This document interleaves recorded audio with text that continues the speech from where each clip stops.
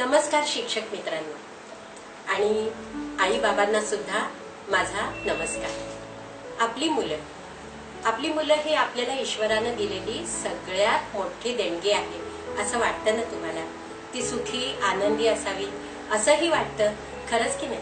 आणि शिक्षकांना तर हे बालब्रह्म आहे, कारण मुलं आहेत म्हणून शाळा आहे। आणि अशा मराठी माध्यमाच्या शाळा जर ओस पडू लागल्या तर आपण कुठे जाणार? माय मराठी आणि मावशी इंग्रजी एवढं तर आपल्याला मान्य आहे ना, मग मायला विसरून कसं चालेल? अहो, जॅक अँड जिल वेंट अप द हिल असं म्हणत मुलं मोठी हवी व्हायला का? ही आवडते मज मनापासून शाळा असं म्हणत ती मोठी व्हायला पाहिजे। कारण शाळेला माऊली म्हणताना त्यांच्या मनात जो आनंद आहे तो कुठे तुम्ही हरवून टाकणार? रेन रेन गो अवे म्हणत का पावसा पावसा ये इकडे म्हणत?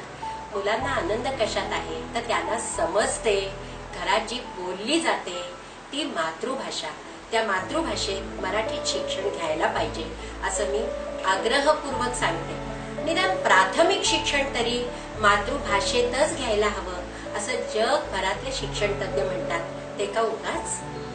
याला खूप खोल अर्थ आहे, कारण जे काही शिक्षक बोलतायत ते आपल्या आई बाबांच्याच भाषेत बोलतायत, जी भाषा मला समजते त्याच्यात बोलतायत, आणि त्यामुळे मन आनंदानं उमलून जातं आणि जे काही ज्ञान आहे ना ते नुसतं तोंडापुरतं किंवा डोक्यापुरतं मर्यादित न राहता ते हृदयापर्यंत पोहोचतं। मी सांगू, मी सुद्धा मराठी माध्यमात शिकले 11वी पर्यंत, आणि आमच्या वेळेला शिक्षण मंत्र्यांनी इयत्ता 8वी पासून इंग्रजी सुरू केलं, म्हणजे मी 8वीत ABCD शिकले। आता बघा, 8वीत ABCD शिकून सुद्धा BSc झाले। 11वीला थोडं जड गेलं, परंतु नंतर नाही जड गेलं, कारण लँग्वेज कॅन बी ॲक्वायर्ड, भाषा शिकता येते याच्यावर विश्वास ठेवा। अगदी 5 ते 8 वयामध्ये मुलांनी आनंदानं बागडायला पाहिजे। शिकताना त्याला तो आनंद पूर्णपणे मिळाला पाहिजे आणि त्याला समजलं पाहिजे मी काय बोलतो, मी काय ऐकतो आणि काय शिकतो, याच्यामध्ये कुठेही रतीभरही फरक असायला नको।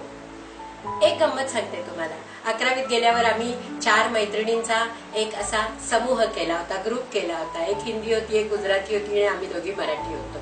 आणि आम्ही सगळ्यांनी ठरवलं, चुकीचं झालं म्हणून काय झालं, इंग्लिश शिकायचं। आणि मी खरंच सांगते की 12वी पर्यंत आम्ही पूर्णपणे उत्तम इंग्लिश बोलू लागलो, अगदी कॉन्व्हेंटच्या मुलांच्या इतकं। आणि आपलं की नाही ग्रॅमॅटिकली खूप करेक्ट असतं इंग्लिश, त्यामुळे आपल्याला जराही न्यूनगंड बाळगायची गरज नाही। मित्रमैत्रिणींनो, आज ना मी 14 देशांमध्ये अस्खलित इंग्रजीमध्ये व्याख्यान देऊन आलेले आहे। कशावर? प्रॉब्लेम्स ऑफ ॲडॉलेसन्स इन इंडिया, म्हणजे काय?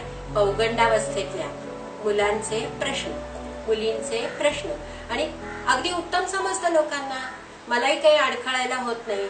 जे मला जमलं ते तुमच्या मुलांना का नाही जमणार? माझा एक विद्यार्थी मराठी माध्यमात शिकलेला योगेश वाघमारे ही जिवंत उदाहरण आहे। ही का सांगते तुम्हाला? तो अमेरिकेमध्ये स्टॅनफर्ड युनिव्हर्सिटीमध्ये आता PhD करतोय, आणि त्यांनी मला एक ईमेल घातली आहे की बाई, मी इथे इंग्रजी विषयामध्ये PhD करतो आहे, हे ऐकून तुम्हाला खूप खूप आनंद होईल।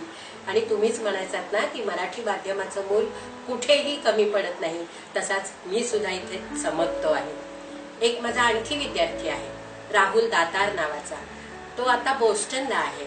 मराठी माध्यमात शिकला, कॉम्प्युटर इंजिनियर झाला, आणि नंतर त्याला असं वाटलं की वडिलांना कर्ज झालं आपल्या, तर ते आपण लवकरात लवकर फेडावं, म्हणून त्यांनी असं ठरवलं की आपण अमेरिकेला जाऊ।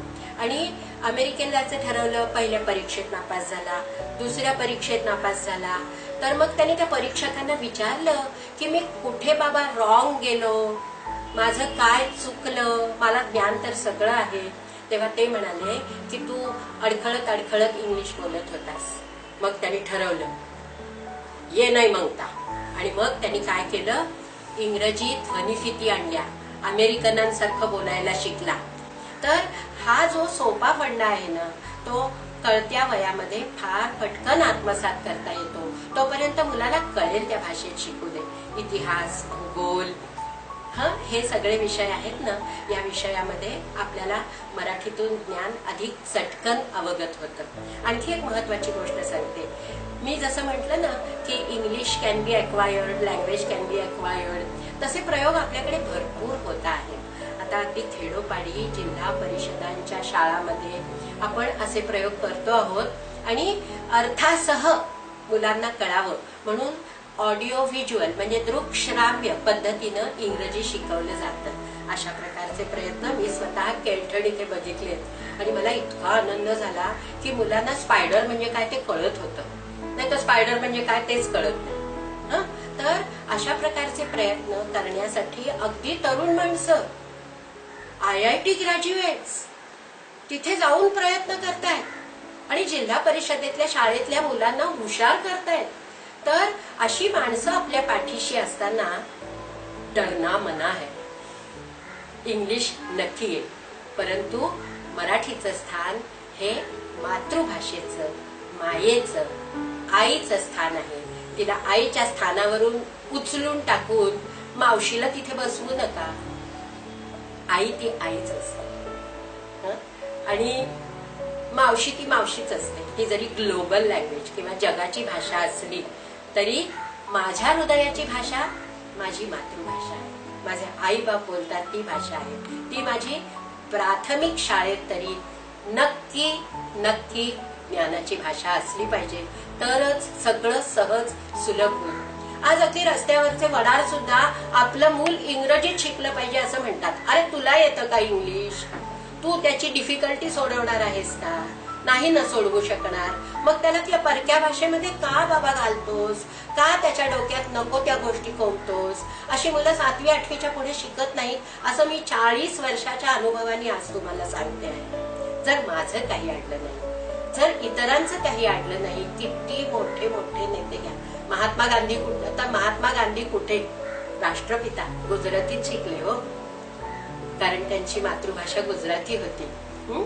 काही माणसं हिंदीत शिकली. आपले डॉक्टर जयंत नारळीकर खूप मोठे शास्त्रज्ञ आहेत, बनारसला होते तर हिंदीत शिकले. कळलं ना?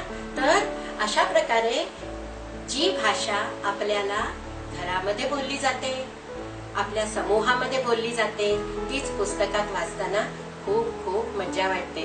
आणि मग पलीकडे ओढ्यावर माझे गाव ते सुंदर अशी कविता म्हणताना नाचावं, गावं, हसावं असं वाटतं. तर नक्की नक्की हा आता मी नानी आहे ना, तर नानीचा उपदेश म्हणा किंवा ह्या हृदयीच्या गोष्टी म्हणा नक्की लक्षात ठेवा आणि आपल्या मुलाला आपल्या मातृभाषेत शिकायला प्रवृत्त करा. जय हिंद.